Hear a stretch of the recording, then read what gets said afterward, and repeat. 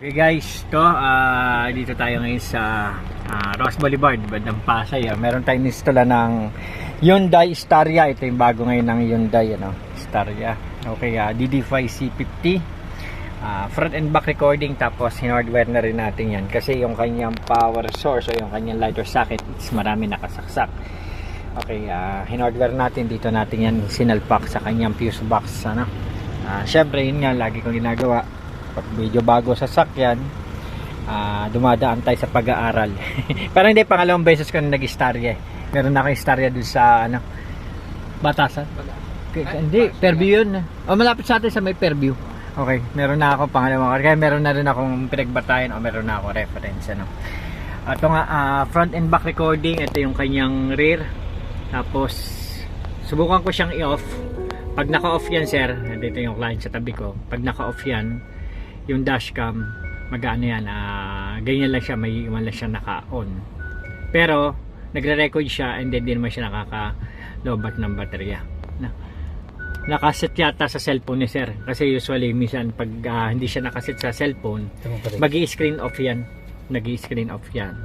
Yun nga, tuloy-tuloy recording yan. Pero don't worry doon sa mga naka-hardware o gusto magpa-hardware, hindi po yung nakalobat ng baterya. Kasi meron siya tinatawag na battery circuit protection, kung saan pag malapit na malobat ang sasakyan ninyo, or siyempre pag bumababa yung voltahe, mag-auto shutdown yung dashcam, para hindi ho kayo masagad or makakapag-start pa kayo for the next time na gusto nyo mag-start ng sasakyan.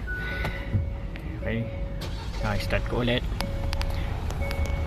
Naka siya, naka time lapse recording ang tawag naman, naka time lapse siya, kaya hindi siya nag-off or hindi siya tapos naka pa sa ni sir, naka-connect pa sa cellphone ni sir. Okay, ito nga medyo hindi naman mahirap, tama lang. Tamang diskarte lang ba, tulad mga ginagawa ko sa iba. Kino-connect na natin diyan sa fuse box ng mga sasakyan. Ito yung bagong-bago Staria, bali dalawang sasakyan, yung isa doon. Ano isa kanya? Race. Kinabitan ko yan sa may hospital ng Manila. Dalawang unit yung kinuha niya sa akin nung nakaraan, pero ngayon lang itong kinabit yung isa. Kasi taga San Pablo pa si sir. Hindi daw ko kaya ng kasa. Medyo pinag-aaralan pa daw kasi ng kasa yung pag-hardware, lalo sa mga ganitong modelo sa sakyan. Pero sa akin medyo dumaan na rin. May experience na rin ba? Kaya madali na rin sa akin. Okay? Maraming salamat sa gusto magpa-install. DD5 C40. Siyempre isa sa mga bestseller nating dashcam. PM nyo ako, RBP Dashcam. Aking pong cellphone number 0997599312 PM nyo ako para magpa-schedule ng mga ganitong klaseng dashcam. Isa sa mga bestseller kong dashcam. Tsaka ano po yan, talagang quality. DD5 dashcam. Nasakit ng ulo yan. Okay, thank you guys, thank you.